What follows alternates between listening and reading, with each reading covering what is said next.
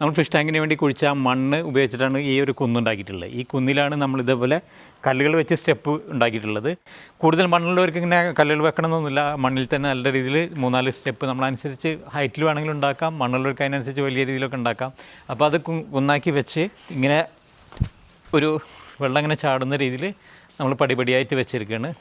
ഇനി ഇതിൻ്റെ മുകളിൽ പഴയ ടാർപോൺ ഷീറ്റോ ചാക്കുകളൊക്കെ ഉണ്ടെങ്കിൽ വിരിച്ചതിന് ശേഷം 550 GSM പോണ്ടിൽ വിരിച്ച് ഈ ഫിഷ് പോണ്ടിൽ ഒരു സമ്മർസൽ പമ്പ് വെച്ച് ഓസ് മുഖേന ഈ പടികളിലൂടെ വെള്ളം ചാടിക്കുന്ന രീതിയിൽ വെക്കുക.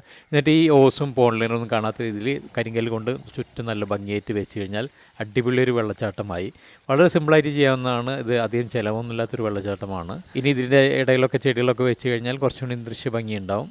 എന്നിട്ട് നമ്മുടെ ഉദ്ദേശം എന്ന് പറഞ്ഞാൽ ഈ വെള്ളം ഉപയോഗിച്ചിട്ട് പച്ചക്കറി ഉണ്ടാക്കാനാണ്. അപ്പോൾ ഈ ഒരു ഭാഗത്തായിട്ട് നമ്മൾ 8-6 കല്ലുകൾ വെച്ച് ഒരു 12 ഇഞ്ച് ഡെപ്തിലൊരു ടാർപോളിൻ ഷീറ്റ് വെച്ചിട്ടുള്ളൊരു ഗ്രോ ബെഡ് ഉണ്ടാക്കും. അതിലേക്ക് ഈ ഫിഷ് ടാങ്കിൽ വെള്ളം കയറിറങ്ങുന്ന രീതിയിലൊരു ടൈമർ വെച്ച് കൺട്രോൾ ചെയ്യുന്നതാണ്.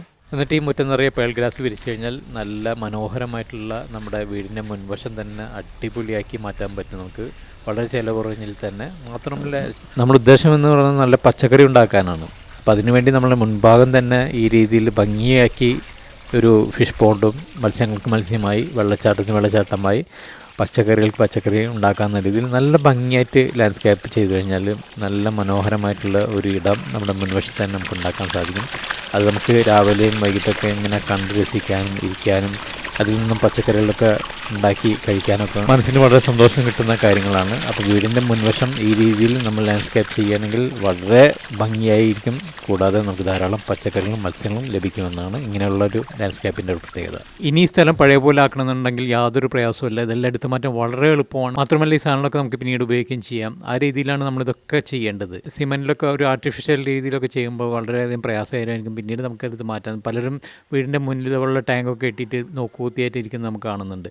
അതിനൊക്കെ ഇത് ഈ രീതിയിൽ നമുക്ക് മാറ്റാവുന്ന രീതിയിൽ നമുക്ക് ഇനി വേണ്ടാന്ന് തോന്നുന്നുണ്ടെങ്കിൽ ഇതെല്ലാം മാറ്റി പഴയ പോലെ അല്ലെങ്കിൽ വേറെ രീതിയിലേക്ക് മാറ്റാവുന്ന രീതിയിൽ ചെയ്യാവുന്നതാണ്. ഈ സാധനങ്ങളൊക്കെ നമ്മൾ രണ്ടാമത് ഉപയോഗിച്ചിട്ടുള്ളത് 2-3 പ്രാവശ്യമൊക്കെ ഉപയോഗിച്ചുള്ള സാധനങ്ങൾ ഉപയോഗിച്ചിട്ടാണ് ഈ ഒരു വെള്ളച്ചാട്ടം ഉണ്ടാക്കിയിട്ടുള്ളത്. അതേപോലെ നമുക്ക് മാറ്റങ്ങൾ വരുത്താവുന്നതാണ്. നമ്മുടെ മുറ്റം പല രീതിയിൽ മാറ്റങ്ങൾ വരുത്താം. ആ രീതിയിൽ വേണം നമ്മൾ ചെയ്യാൻ. നമ്മൾ പെർമനൻ്റ് ആയിട്ടുള്ളൊരു സെറ്റപ്പിൽ ചെയ്യാതെ ടെമ്പററി സെറ്റപ്പിൽ ചെയ്യാം. എന്നാൽ വർഷങ്ങളോളം അത് നിലനിൽക്കുന്ന രീതിയിൽ ചെയ്യുകയാണെങ്കിൽ യാതൊരു കുഴപ്പമില്ലാതെ പ്രവർത്തിച്ചോളും. അങ്ങനെ വേണം നമ്മുടെ മുറ്റം അലങ്കരിക്കാൻ.